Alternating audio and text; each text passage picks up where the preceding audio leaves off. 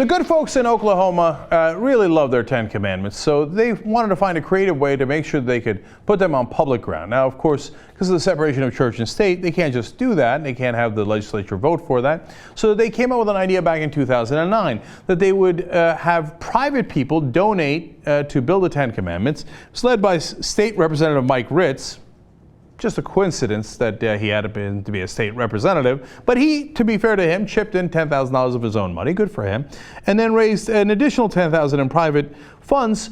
So they erected, always a funny word, a 7-foot Ten Commandments monument, and they put it on State House grounds. So the rule is, well, if it's privately funded, you could put it on public land in Oklahoma. Okay, great. So, well, that's when, of course, other groups decided, hey, you know what, we might also want to take advantage of this. So the New York-based Satanic Temple stepped in and said, well, you know what we'd like? We'd like a statue of a giant Satan. We're going to privately fund it, so don't you break a sweat over it. So here's how the architects of the Capitol in Oklahoma City, Dwayne Mass, responded. That's Oklahoma's house. It's not the Satanic Club of New York's house. I love that it's coming out of New York so the good folks in Oklahoma can get particularly grieved about it. Lucian Graves, who's the spokesperson for the Satanic Temple, sounds like a fun job, says, the whole point is that we're a religiously pluralistic society. So if there's going to be one, there will be others, or at least we'll make the effort for such, or there will be neither. Those are the only real options. Now, of course, legally, she's totally right about that. Joseph Ty, a constitutional law professor, says the state can disown the Ten Commandments monument erected at the Capitol with private funds as private speech, but then it cannot reject other privately donated religious monuments, even a satanic one, on the basis of viewpoint. To which I say, oops, here comes Satan. Okay, now here's one possible statue that they could put up, but there are many others. You know, we can go with different pictures of Lucifer or Beelzebub. And if the Ten Commandments are 7 feet tall, no reason why Beelzebub couldn't be 8 feet tall. Maybe 10 feet, maybe larger. Maybe they can get the devil from This Is the End. If you saw that movie, that would be a problematic statue. Okay, for many different reasons. So now the good folks in Oklahoma who were trying to get around the provision of not establishing a religion, well, they're pissed about this. And so a lawmaker says, this is a faith-based nation and a faith-based state. So in other words, we didn't do this for you Satan worshipers. We're not talking about atheists or anything like that. We're talking about different faiths. So here come the Hindus. I love this.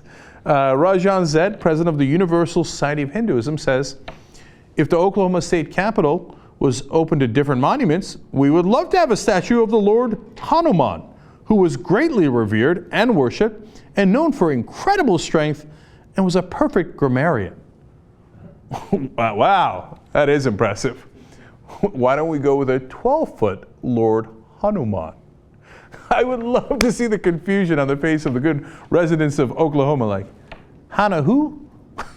Okay, well now you certainly can't say Hinduism isn't a faith. It's the 4th largest faith in America. It's the 3rd largest faith in the world. And it's the oldest religion in the history of the world. It's definitely a faith. And Hemant Mehta from the Friendly Atheist blog says, if the commission votes yes on the proposal, conservatives will flip out. If they vote no, they're just inviting a lawsuit. This is beautiful. You want to see something beautiful? Let me show you Lord Hanuman.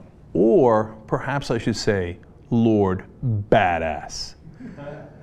Now look, they said he was strong. The guy's got a 6-pack. It looks like he's got an 8-pack over there. That's how badass this Lord is.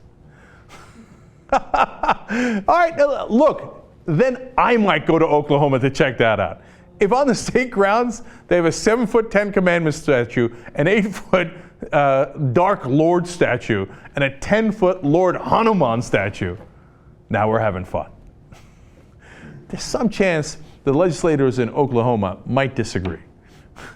but they're in a bind. I don't know how they're going to resolve it, but I'm looking forward to how they tie themselves up in knots trying to avoid that lawsuit, which will clearly take down the Ten Commandments. Okay. And I get so mad about that. In fact, let's go to Fox News. They're going to get mad. So on Fox News, they bring in Bill Donahue. Oh, for Christ's sake. Okay, at least they have an atheist on there. They got Rabbi Shmuley on there. It's going to be on Gretchen Carlson's show. Let's have fun. You kidding me now?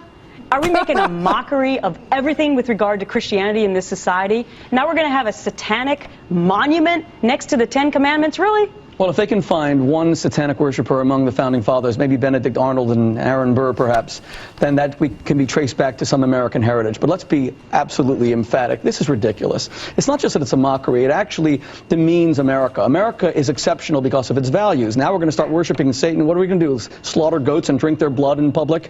The United States worships God. It just doesn't impose the worship of God. And that's the beauty of it. Separation of church and state does not mean that we purge the public sphere of God. It means that we don't force God on people.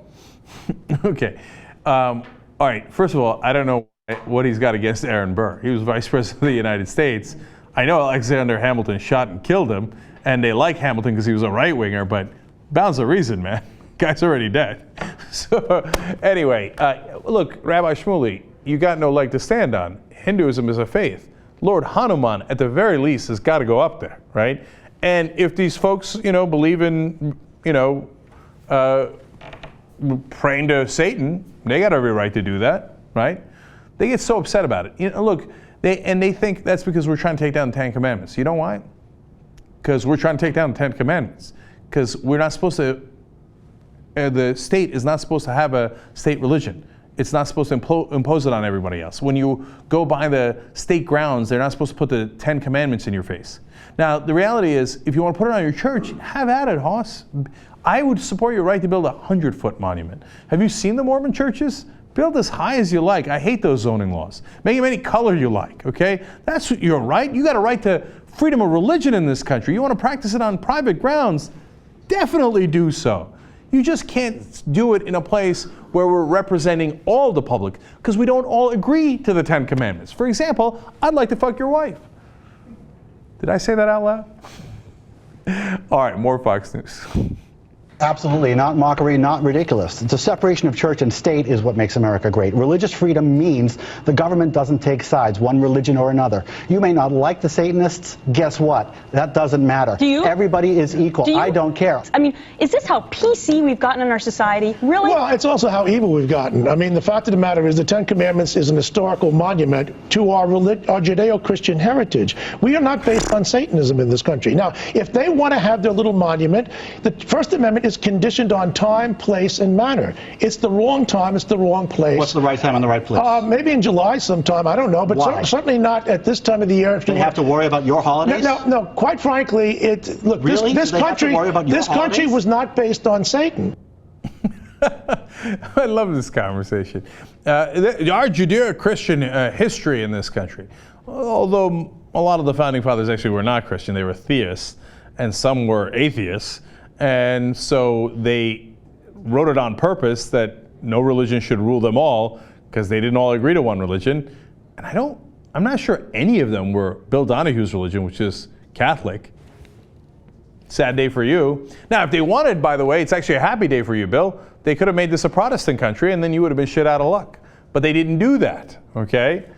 And the one thing he is technically right about, though, he says it's evil. And I would say that's goofy normally, but well, Satan is kind of evil.